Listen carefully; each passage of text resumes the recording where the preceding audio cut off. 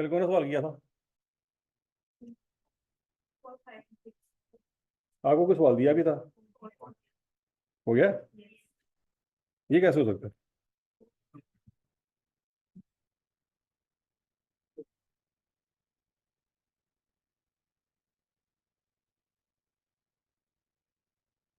हो गया?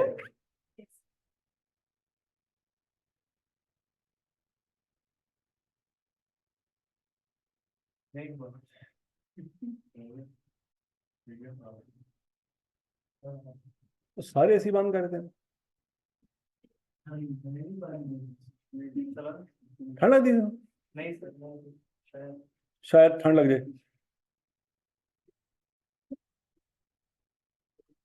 अच्छा जी। A lease was signed on 1 April 2004 for 5 years. Annual rental payable at the beginning of each year is 5,000. साल के शुरू में के एंड पे? शुरू में. Useful life of equipment was 8 years and interest rate implicit in the lease was 25%. Fair value of equipment was 17037. Purchase option भी है 700 रुपए की. It is reasonably certain that option will be exercised. Year end of lease is 31 December. Lease amortization schedule बनाना है, जिसको finance charge allocation table भी कहते हैं. Extract from lessee's statement of financial position बनाने हैं 2004 के. Also prepare disclosure of lease in the notes to the financial for year 31 December 2004. आसान ही था, इसमें कुछ टेबल तो बन ही जाता है ना. बस ये परचेज ऑप्शन है, ये अलग से डिस्काउंट होगी.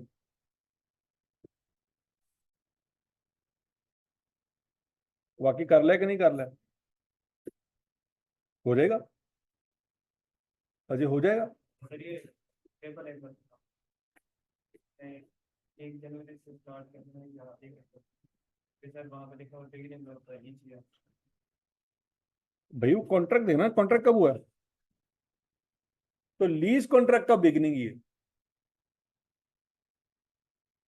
नहीं बात लगी? भाई आपने जिस बंदे के साथ कॉन्ट्रैक्ट किया है उसका साल कब शुरू हो रहा है, तो उसने तो अपने साल को देखना है ना, कि आपके साल को देखना है. ये कम जनवरी को, ये कम अप्रैल को पैसे पकड़ लिए. अब अगली दफा वो ये कम जनवरी को आएगा. कब आएगा? अगले साल की ये कम अप्रैल को आएगा. तो टेबल में अगले साल की ये कम अप्रैल, फिर उससे अगले साल की ये कम अप्रैल, इस तरह से चलेगा. ये कम जनवरी से नहीं चलेगा. तो समझ आइए, ये 5 ही हमने कर लिया था बच्चों. पढ़ो तो सही. ये 5 हो गया था कल. 5A. अच्छा जी, अब जरा देखते हैं. Numan engineering entered into lease arrangement for which the following information is available. Fair value कितनी है बच्चों? है ये तो कल किया नहीं था. 20 मिलियन की बात कहीं हुई तो थी.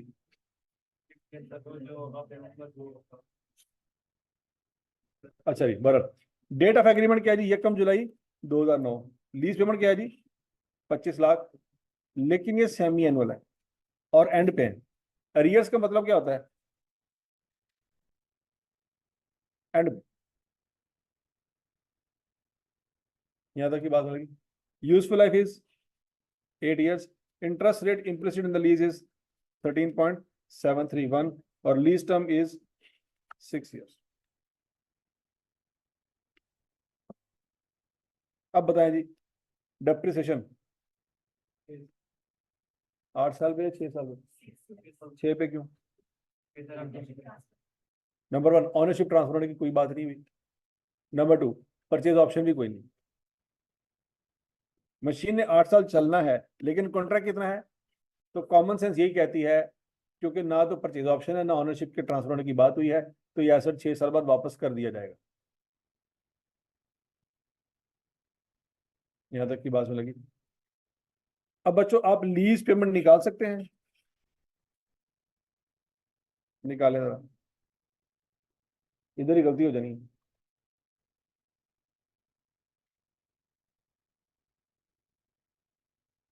हाँ जी, 25 लाख. आगे.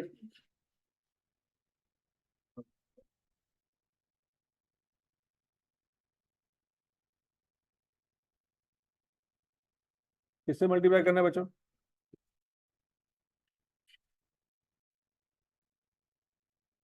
आंसर क्या आता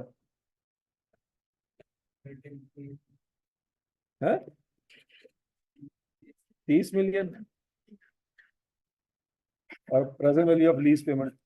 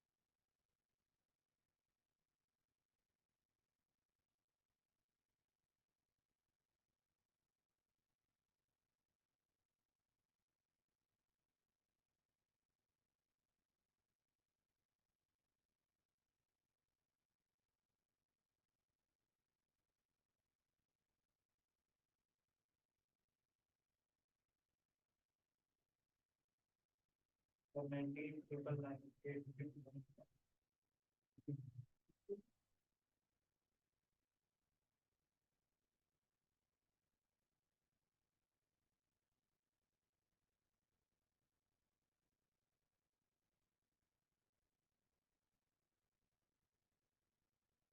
अरे क्या आंसर आता है? 98,998. तो सीधा सीधा साफ नहीं आता।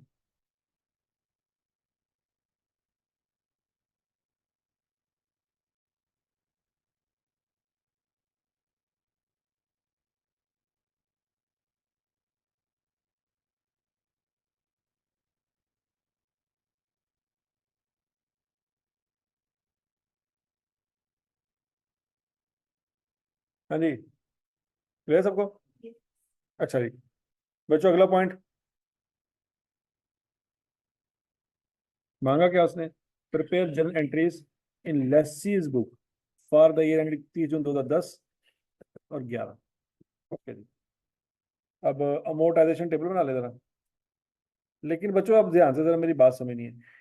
अब जरा सोचो कि क्या इसका अमोर्टाइजेशन टेबल हम 6 सालों का बनाएंगे? अब थोड़ा सा खोते कोड़ों की तरह काम करने से थोड़ा सा आगे आए। तो आपको सोचना चाहिए कि 10 का बना लें, 11 का बना लें और मैक्सिमम 12 का बना लें। 12 का इसलिए बना लें क्योंकि वहां से करंट और नॉन करंट लाइबिलिटी आपको मिल जाएगी। 6 सालों का बनाने की जरूरत है नहीं। ठीक हो गई? Prepare statement of financial position extracts and notes to the financial for the year end 30 June 2011 along with comparative. तो 11 का कंपैरेटिव कौन सा होगा? 10 कह सकते हैं जी? करे जरा शाबाश, ट्राई करे जरा, टेबल बनाए। 3 सालों का टेबल बनाना, सारा बनाने की जरूरत नहीं है। लेकिन टेबल सही बना है वो उसी वक्त पता लगेगा जब आंसर 0 आएगा। ठीक है जी? तो अब 3 सालों को बनाए, फिर देखते हैं क्या कर।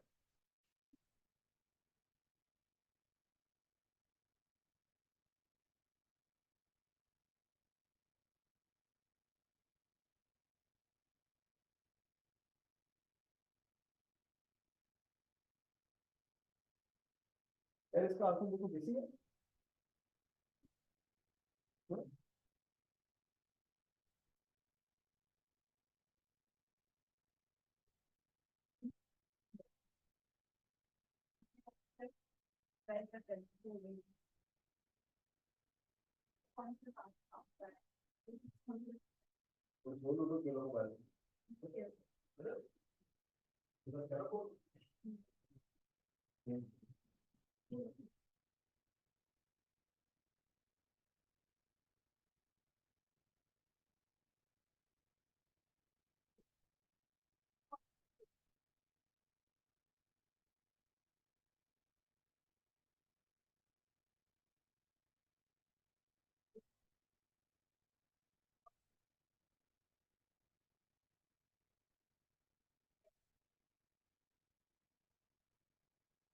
हाँ भाई, बन गया टेबल? कहाँ तक बनाना था? नुमान इंजीनियरिंग किधर गया नुमान? है ही नहीं।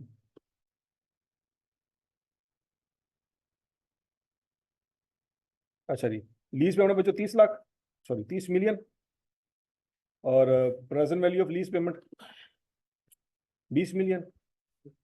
शुरू कहाँ से करेंगे? 20 मिलियन से शुरू करेंगे। तो वैसे तो ये टेबल 6 साल तक जाना है, मतलब 6 साल से मुराद 12 किस्तें, 12 लाइनें हमें बनानी पड़ेंगी, ऐसी है। तो उसकी जरूरत नहीं है, मैंने आपको क्या कहा, मैक्सिमम क्या करें, 12 तक बना ले काफी। तो 12 तक बना लिया बच्चों आपने। ये किस्तें चलती जाएंगी, ये भी चलती जाएंगी, वो भी चलती जाएंगी, वो भी चलती जाएंगी, और आपको पता है कि एंड पे क्या बैलेंस आना चाहिए। पहले कॉलम का टोटल आपको पता है लीज पेमेंट के बराबर होता है, दूसरे कॉलम का टोटल सूद के बराबर होता है, और तीसरे कॉलम का total present value of lease payment के बराबर होता है, ऐसा ही है ना। ये 30 मिलियन के दो टोटे होने ना basically, 20 million present value of lease payment या उसकी कॉस्ट, एसेट की कॉस्ट, ऐसी है ना। और जो बीच वाला कॉलम है वो पहले और तीसरे का डिफरेंस होता है, इंटरेस्ट। मतलब 6 सालों में टोटल इंटरेस्ट आपने 10 मिलियन का पे करना, ठीक है ना। बराबर। और यहां तक की बात सुन रही है, तो यहीं पे बड़ा गर्क हो गया। और आपको पता है जो रेट क्वेश्चन में आपको गिवन होता है वो बाय डिफॉल्ट एनुअल रेट होता है, और अगर सेमी एनुअल इंस्टॉलमेंट है तो उसको 2 पे डिवाइड कर लेंगे, ऐसी है। टेबल सबको समझ आ गया? इस टेबल को चेक कर ले अच्छी तरह से, कहाँ कहाँ पे क्या क्या गड़बड़ की है वो ठीक कर ले, ठीक है। मतलब 627 की जगह 620 की तो आया होना है, 27 ही आया, वेरी गुड। सर वो ये प्रेजेंट वैल्यू मेरी सीधी है, थोड़ा डिफरेंस 199999830, 170 रुपये का फर्क पाता तो खैर है। मतलब जब वैल्यू मिलियन में होते बच्चों इस तरह की वैल्यू इग्नोर कर देते, राउंड ऑफ कर देते, कोई मसला नहीं।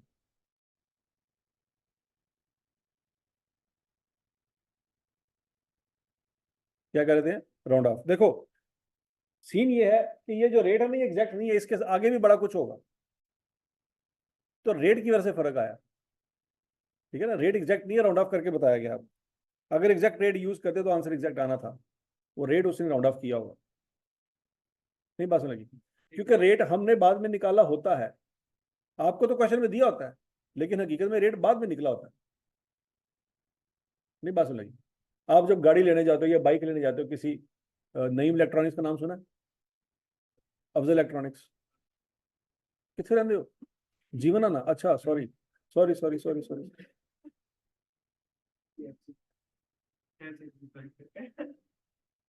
ठीक है जी। तो आप फर्ज करें जी बाइक लेने जाते हैं, आजकल 70 कितने की मिल रही है? 1.5 लाख। आप चले गए किस्तों पे बाइक लेने के लिए, आपने कहा मुझे किस्तों में बाइक चाहिए, उसने कहा ठीक है जी, शनाख्ती गाड़ी कॉपी लेके आ, 2 गवाह लेके आ, ना डाउन पेमेंट जमा कराते बाइक लेना, ठीक हो गया। उसने कहा मेरा तो शनाख्ती गाड़ी नहीं बने, मैं तो जब बालग ही नहीं हुआ, मेरे तो लैदा मसले ने। उन्होंने कहा चलो ठीक है बे फॉर्म ले आओ। आप बे फॉर्म लेने चले गए, बे फॉर्म लेके गए, 2 साथ गवाह लेके गए, ठीक हो गया। तो गवाह ने पहले अपनी आपकी शक्ल देखी, फिर थोड़ा सा हंसे, तो उन्होंने कहा चले आप चल दें, तुम क्या ही देता रहे, चलो चल दें, ठीक है जी। तो बाइक आपने ले ली, तो क्या वो आपको 1.5 लाख की बाइक देगा किस्तों में? डेफिनेटली वो 2 लाख की बाइक देगा। आप ऑन स्पॉट क्या बताएगा भाईजान ये किस्तों में कितने की पड़ेगी आपको? 2 लाख की। तो ऑन स्पॉट आपके दिमाग में भी आ गया कितना सूद है, 50,000 का सीधा सीधा इंटरेस्ट। यहां तक की बात में लगी। अब रेट ना आपको पता है ना उसको पता है। पहली जो बात आपको और उसको दोनों को पता है वो क्या है कि 1.5 लाख की बाइक है, किस्तों पे कितने की पड़ेगी? 2 लाख। ये पहली चीज है जो आपको दोनों को पता होती है। रेट बाद में निकाला जाता है, तो रेट निकालते वक्त जो एग्जैक्ट रेट, अगर एग्जैक्ट तो कभी भी नहीं आएगा ना, एग्जैक्ट 15% या एग्जैक्ट 16% तो नहीं आएगा ना, उसके साथ तो फ्रैक्शन होगी। जिस 2 लाख रुपए को पकड़ के उसने 1.5 लाख में कन्वर्ट किया होगा, वो रेट चूंकि एग्जैक्ट नहीं होता, उसके साथ बहुत लंबी एक वैल्यू होती है, तो उसको राउंड ऑफ करके बताया जाता है। तो आई क्या आप सवाल में आपको रेट बता रहा है, हालांकि हकीकत में रेट बाद में निकला था। तो अब हम उस रेट को यूज करके प्रेजेंट वैल्यू निकाल रहे हैं, और present value by default 20 million ही आनी चाहिए थी, क्योंकि इसी 20 मिलियन को यूज करके तो उसने रेट निकाला होगा। अब आप रेट यूज करके 19 मिलियन निकालेंगे तो जुतियां पहनी चाहिए कि नहीं, कि 20 को 30 में कन्वर्ट करने में जो रेट निकाला है, अब उसी रेट को यूज करके 30 को जब कन्वर्ट करें 20 में, तो 20 में कन्वर्ट नहीं हो रहा। नहीं समझ आ रही बात? तो 20 आना चाहिए ना फिर। तो बहरहाल अगला पॉइंट क्या है बच्चों, आपने अब टेबल बना लिया, एंट्रीज पास करनी है। 2010 में मुझे बताएं, ये आपने एसेट लिया 20 मिलियन का, क्या एंट्री पास करेंगे बच्चों? राइट ऑफ यूज डेबिट और लीज लायबिलिटी क्रेडिट, कितने से? 20 मिलियन से। 1 जुलाई 2009 को आपका कॉन्ट्रैक्ट हुआ, ऐसे ही है, 1 जुलाई 9 को कॉन्ट्रैक्ट हुआ। ओके, फिर 6 महीने गुजरे, कितना टाइम गुजरा जी? 6 महीने गुजरे, तो किसकी एंट्री आनी है? पेमेंट की एंट्री आनी है। पेमेंट की एंट्री बच्चों टेबल से देखेंगे हम। इस लाइन को सामने रखिए, एंट्री समझ आ जाएगी आप। कितना कैश पे किया? 25 लाख। उसमें कितना सूद है? 13,73,000। और उसमें कितना लोन की वापसी है? 11,26,000। ये सीधी सीधी एंट्री समझ आ रही? ये जैसे ही सूद बना आपने पे कर दिया, ये लाइबिलिटी में कन्वर्ट हो गया, साथ ही पे कर दिया, लाइबिलिटी में कन्वर्ट होने की नौबत नहीं आई। ठीक है जी। तो दूसरी एंट्री बच्चों ये हो जाएगी, lease liability debit, interest expense debit और कैश क्रेडिट। तो मेरा ये बात नहीं। फिर 30 जून 10 पे पहुंचे। जब 30 जून 2010 पे पहुंचे तो बच्चों क्या फिर एक और पेमेंट भी होगी? वो भी लाइन आपके सामने लिखी हुई है। 25 लाख से कैश जाएगा, 12,95,733 से क्या होगा? इंटरेस्ट एक्सपेंस डेबिट, और 12,04,267 से क्या होगा? Lease liability debit. ये 3 एंट्रियां होगी, और चौथी एंट्री साल में होनी है। कौन सी एंट्री होनी है बोला? डेप्रिसिएशन। हाँ जी, यहाँ पे गलती ना हो। प्रेजेंट वैल्यू 20 मिलियन है, इसको किस पे डिवाइड करेंगे? 6 पे डिवाइड करेंगे बच्चों। तो 20 डिवाइडेड बाई 6, आंसर क्या आएगा? 3.3333 मिलियन।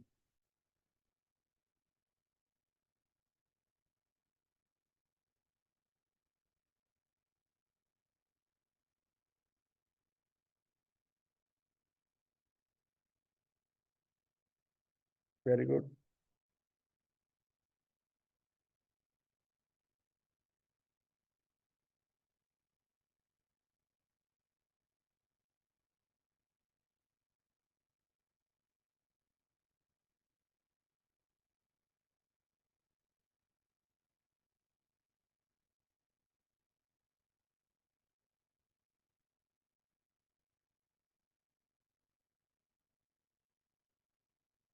ये एंट्रीज नोट कर ली बच्चों सबने?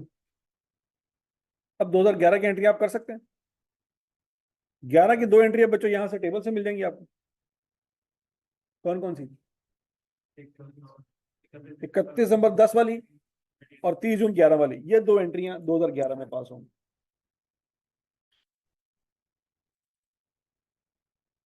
शाबाश करें। और तीसरी एंट्री डेप्रिसिएशन की होगी।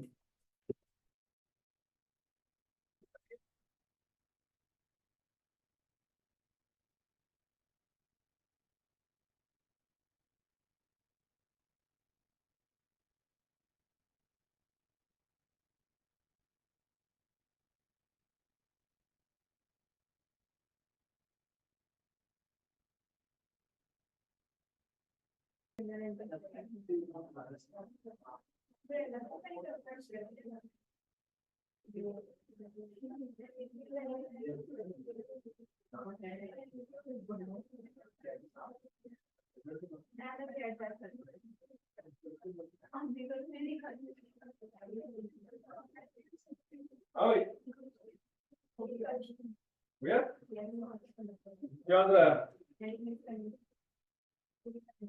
4 एंट्री होनी है कि 5? और कितनी एंट्रियां हुई हैं ने? 3।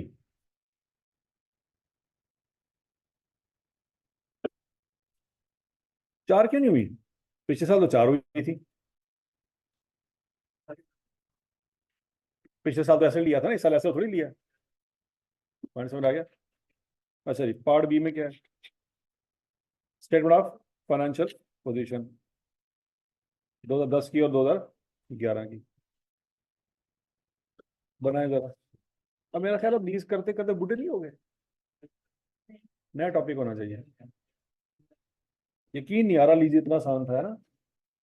मेरा यकीन आ रहा। सब्र करो, है? मजे आ रहे हैं ना एफ टू?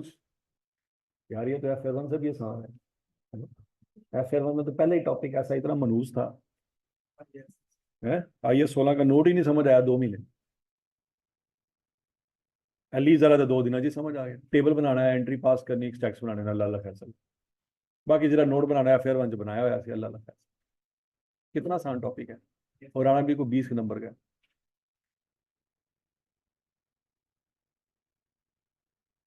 टोटल 3 टॉपिक हैं जो 50 नंबर के आपको आने हैं।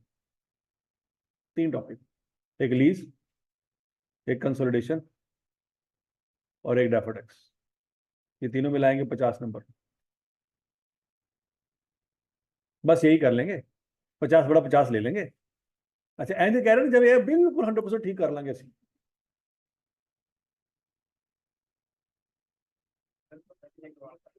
हैं? खुद पे यकीन होना चाहिए कि बाकी 50 ही देखने भी नहीं। ठीक है जी। क्या है जी? अभी कौन सा महीना चल रहा है? अप्रैल। अप्रैल की 19 तारीख होगी, एक टॉपिक तो गया। अगला शुरू करते हैं डेफर्ड टैक्स और उससे अगला कंसल्टेशन। 15 मई को क्लासेस खत्म, क्योंकि हमने 50 नंबर की तो तैयारी करनी। 100 नंबर को तो आज तक सोचा ही नहीं हमने।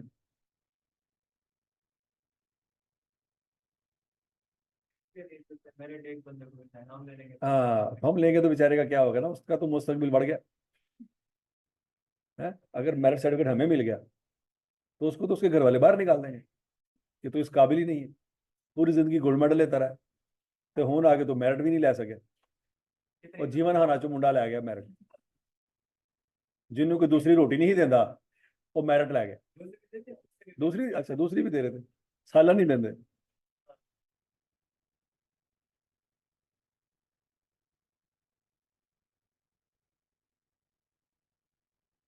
ये खुद से एक इतना बड़ा अजाब है दुनिया के अंदर कि मतलब जीवन आना रहता है। तू बख्शा है तो ऐसा सोचेगा तेरा बाद चो कोई हिसाब नहीं होना, बल्कि उस साथ तो फरिश्ते भी नहीं जाते। कहते ने एडी गंदी जगह, उनकी भी सेल्फ रिस्पेक्ट है, वो वहां पे क्या लेने जाए। अच्छा बरकत मार्केट छोड़ गए, माशाल्लाह, वाह, न्यूयॉर्क गए ने हैं? ओए होए, जीवन आना तो बहुत जायके हैं। हैं? और लाचे बन्ने होंगे ने जो पका रहे होंगे नाल। हाँ, बनैन पाई होंगी है, कमीज भी नहीं पाई होंगी, एडा एडा ढिड कढ़िया होंगे तो मारन दे होंगे मधानी देगां दे विच। अरे सर जो हॉस्टल है इन पे ये है कि मैस भी साथ होगा, रेंट भी साथ होगा। तो उधर ये सौदा तो है, हम सिर्फ रेंट देते हैं, हम मैस लेते ही नहीं क्योंकि रोजे रखते हैं सुबह से शाम है। उसके बाद होटल पे करते हैं। उबले हुए पानी के साथ रोटी खा लेते हैं। ठीक हो गया।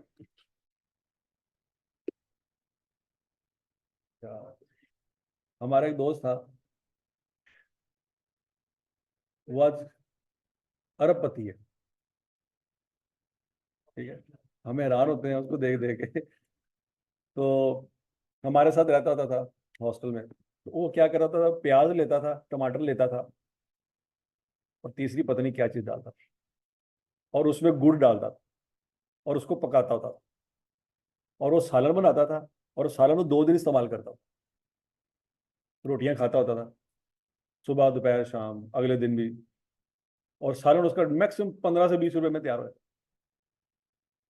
अच्छा हम खाना खाने के लिए जाते होते थे बाहर होटल पे, रेस्टोरेंट पे, वो कभी कभी हमारे साथ भी आ जाता। फिर वो मुझे कह रहा था कि जो भी मंगवाना है ना तो मेरे वास्ते भी मंगाना है। मैं लाता तो कुछ नहीं मंगाना। मतलब मैंने चावल की प्लेट मंगवाई है, आधी उसने खानी आधी मैंने खानी। मैं हमेशा भूखा रह जाता कि आधी तो वो खा गया। फिर अब अगर मैंने कोई सालन मंगाया है तो कहता 3 रोटियां मंगवाई, और उसी सालन से रोटी खानी थी उसने जो मैंने मंगवाया था। तो 3 में से 2 वो खा जाता था, एक मुझे मिलती थी। तो जब तक वो हमारे साथ रहा ना, मैं भूखा ही रहा। इतना बड़ा वो शेख था, इतना बड़ा शेख था, आपकी सोच। किस्मत चेक करो, उसके आर्टिकल शुरू हुए फर्गूसन में, विद इन आर्टिकल उसको हांगकांग से कॉल आई, हांगकांग चला गया। हांगकांग में बैठा 1.5 साल 2 साल उसने वहां पे काम किया। फिर वहां से उसको दुबई से कॉल आई, दुबई चला गया क्लाइंट पे। तो फिर उसने दुबई काम किया तकरीबन 5 साल 6 साल। फिर उसको सऊदीया से कॉल आई, सऊदीया चला गया। वहां पे 5 6 साल काम किया, पैसा इकट्ठा किया। पाकिस्तान में उसने 3 कारोबार शुरू किए। एक उसने शुरू किया पोल्ट्री का, एक फार्मेसी का, और एक उसने डेयरी का। तीनों कारोबार हिट हुए। अब वो जॉब शॉब छोड़ छोड़ के आ गया वापस, और उसने जो है इस्लामाबाद में अपनी फर्म खोल ली है। अपने भतीजों भांजों को, जितने भी खानदान में लड़के थे ना, सबको ट्रेन करना शुरू कर दिया। उसकी 1 महीने की सैलरी आज से 10 साल पहले, उसकी 1 महीने की जो सैलरी थी ना, 25 लाख रुपए थी।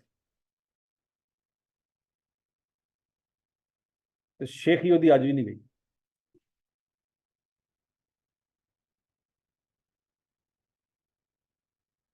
ठीक है जी। वो हजे भी मेरे को पैसे मांगता है, यार 2 लाख रुपए ट्रांसफर करी, गड्डी लैनी है। मैं ही यार तू करोड़पति बंदा है, अरबपति बंदा है। आतंकवादी हजे भी नहीं गई। बहरहाल जी,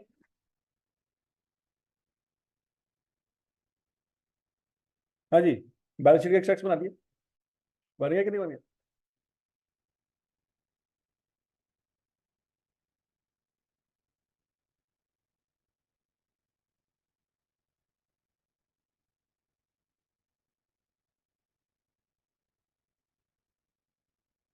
तो बन गया। बता दे कोई मसला है तो बता दे। 3040 इन दोनों को ऐड करना चाहिए था। देखो ना, ये दोनों, ये बेसिकली 30 जून 2011 की वैल्यू होगी ना ये। देखो जरा, 30 जून 2011 वाले दिन, सोच समझ के जवाब देना बच्चों। आपका नॉन करंट पोर्शन तो मैंने आपको बताया था ना कि ये वाला होगा, आखिरी लाइन में जो लिखा होगा, ऐसी है ना। और करंट पोर्शन में 2 किस्तें आनी है, क्योंकि अगले 12 महीनों में 2012 में आपने 2 किस्तें पे करनी है। तो इन दोनों का टोटल करेंगे तो करंट लाइबिलिटी बनती होगी। लेकिन नॉन करंट लाइबिलिटी इन दोनों की वैल्यू नहीं लेनी, आखिरी जो लाइन में वैल्यू लिखी है वो नहीं लेनी। नहीं समझ, नहीं समझ। फिर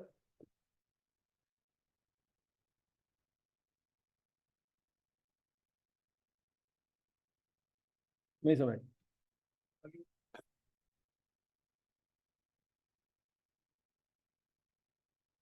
और इसी तरह से 30 जून 2010।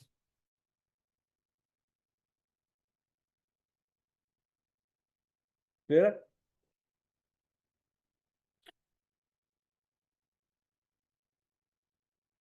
क्वेश्चन नंबर 6 कर लिया था हमने कि नहीं किया था?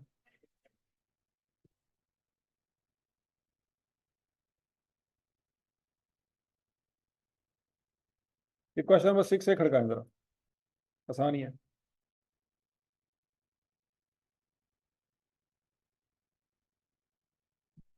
फिर अगला टॉपिक शुरू करते हैं। ये आखिरी सवाल है इस टॉपिक।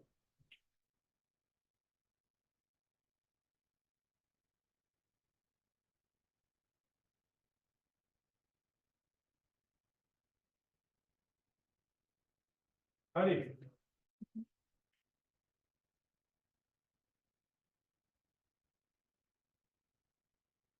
क्या बच्चों आपने एंट्रियां पास करनी है, एक सेट्स बनाने हैं? ये मेच्योरिटी लेकिन करंट और non current portion lease liability का निकालना है 31 दिसंबर 11 में। तो सॉल्व सॉल्व करेंगे तो कल इस्तेमाल करेंगे।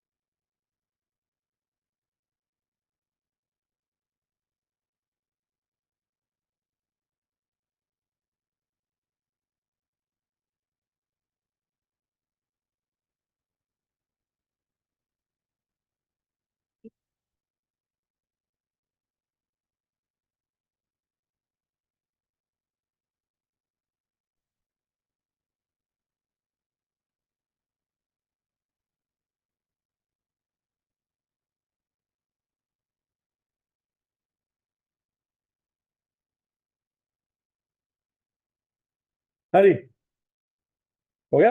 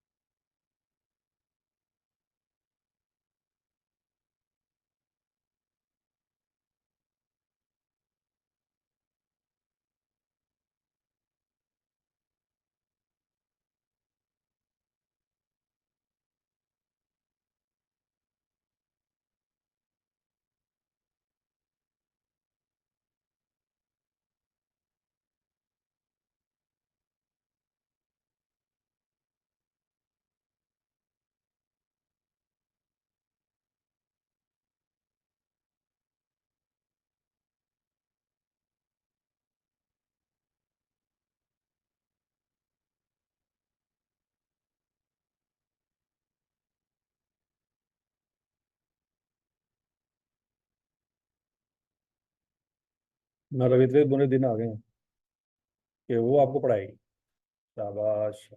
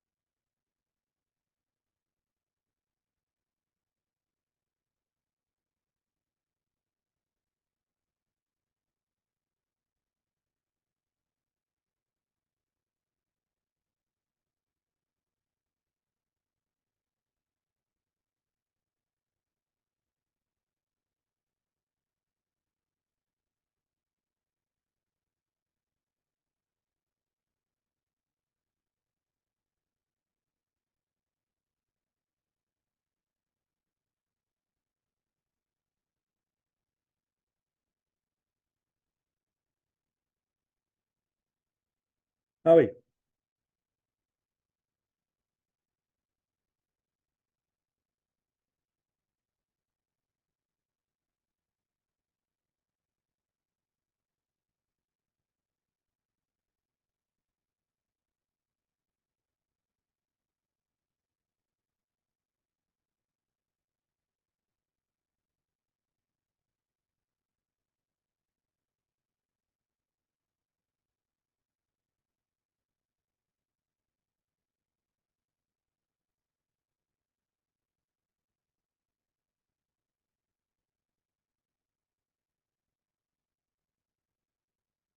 ये जो 5A है ना,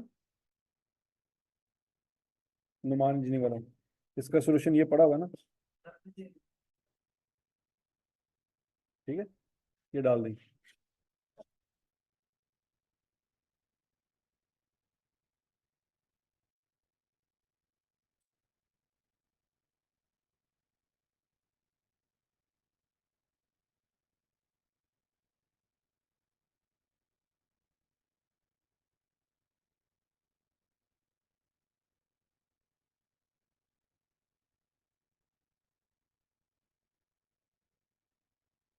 हाँ भाई, क्वेश्चन नंबर 6A हो गया बच्चों?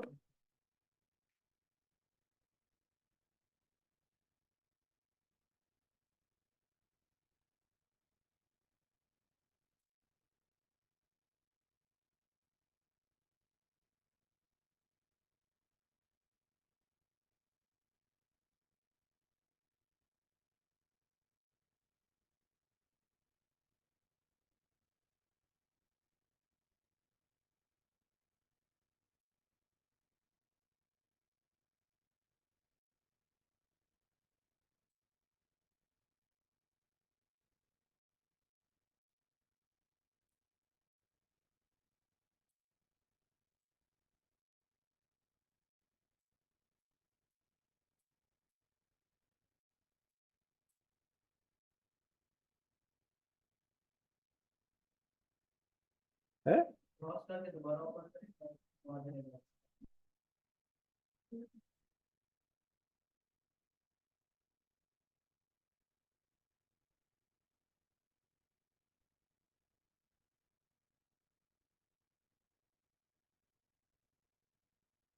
ये 6A का भी सोल्यूशन नहीं है?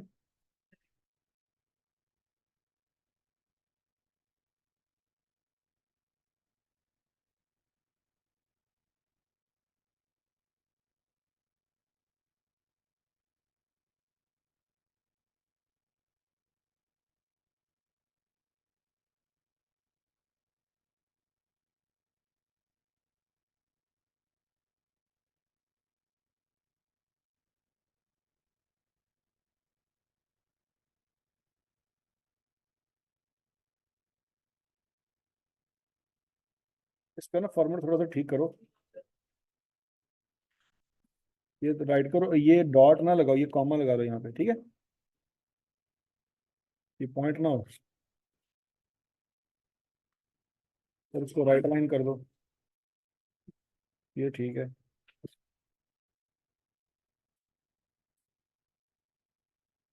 क्वेश्चन नंबर 6A है। हाँ भाई, प्रेजेंट वैल्यू अगर lease payment, present value lease payment अगर निकाली जाए तो वो मेरे ख्याल से सीधा आएगी, ऐसी है। मेच्योरिटी एनालिसिस की बात कर लेते हैं बच्चों। पहली किस्त 10,791 की एक साल में, दूसरे साल, तीसरा साल, चौथा साल, पांचवा साल। पांचवें साल के बाद मैंने आपको बताया था जितनी किस्तें सारी इकट्ठी एक ही लाइन में लिखनी है, याद है?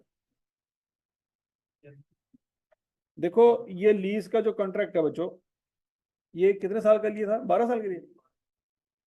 तो बच्चों 5 सालों की तो आपने लग रहा लिखनी है। उसके बाद जितने भी साल हैं, चाहे 20 साल भी हो ना, तो सारे इकट्ठे करके एक लाइन में लिखना।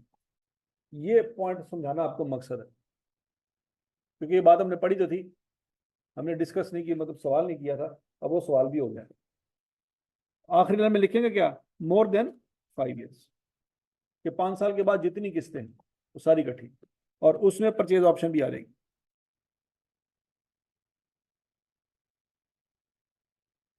तो समझ रही सबको? और ये बच्चों क्या बन जाएगा आपका रेंटल का टेबल। ये सारा जरूरी तो नहीं था मेरा ख्याल है, ये वैसे आपको समझाने के लिए बना के दिया गया था। इसमें से नॉन करंट और करंट लायबिलिटी निकालनी थी मेरा ख्याल है।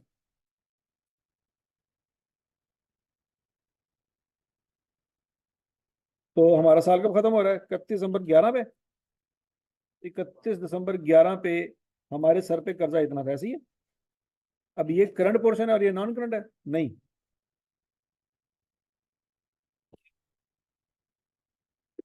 ये तो इंटरेस्ट है, ठीक हो गया। ये प्रिंसिपल है 2486, और ये नॉन करंट पोर्शन, ऐसी है। बच्चों इंटरेस्ट का कॉलम इधर बना लें, प्रिंसिपल का कॉलम इधर बना लें, या जिस तरह से मर्जी बना लें, कोई फर्क नहीं पड़ता जब तक आपको अकल है।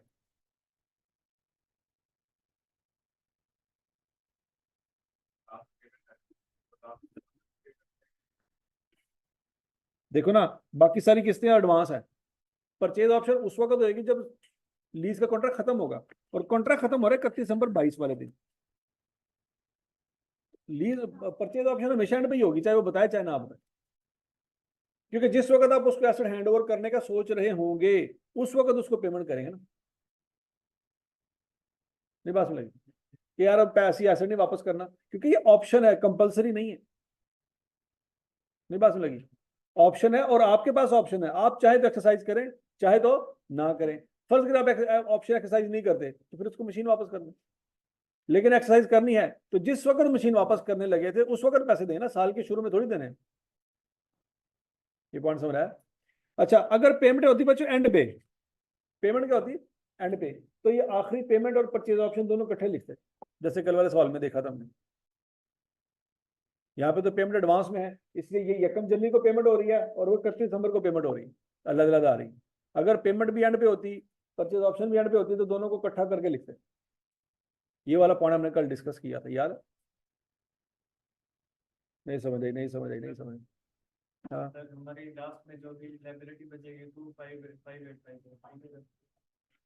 25 25585 255 ये वाली, ठीक है। उसके बाद सर जब हम ये जो कल वाला क्वेश्चन था उसमें जो लास्ट वाली हम पेमेंट करते हैं जैसे ये 20,000 है, हाँ उसमें हम इंटरेस्ट तो नहीं काट रहे हैं, यहाँ पे काट रहे हाँ, यहाँ पे काट रहे हैं, भला क्यों? ये पेमेंट हो रही है एडवांस में और ये पेमेंट हो रही है साल के 12 महीने गुजर गए, तो 12 महीने गुजरे तो सूद पड़ेगा कि नहीं पड़ेगा? हैं। जो सर कल कल वाले सवाल में 12 महीने गुजरे थे तो सूद की वैल्यू एक ही आ रही थी, तो वो सूद की वैल्यू इंस्टॉलमेंट में से निकालो या परचेज ऑप्शन में से निकालो, एक दफा ही निकलनी थी, निकलनी आज भी एक दफा ही है। ये वाली 2144 ये सूद है ना, 2144। अगर 2 पे नहीं तो 30 नहीं देखिए, याद रखें, सूद लगना किस पे है? आपके बैलेंस पे। वो बैलेंस 17,864 का है, इस पे रेट लगना। 25,585 पे जब रेट लगेगा तो उस पे बच्चों ये वाला सूद बनता है 307। फिर ये पेमेंट करने के बाद रिमेनिंग बैलेंस आपका 17,864 का है, जिसपे आपका मजीद इंटरेस्ट कैलकुलेट होना। 25,000 रुपये नहीं होना, क्योंकि 25,000 रुपये जब हुआ था तो आपने 10,000 की पेमेंट भी तो कर दी साथ।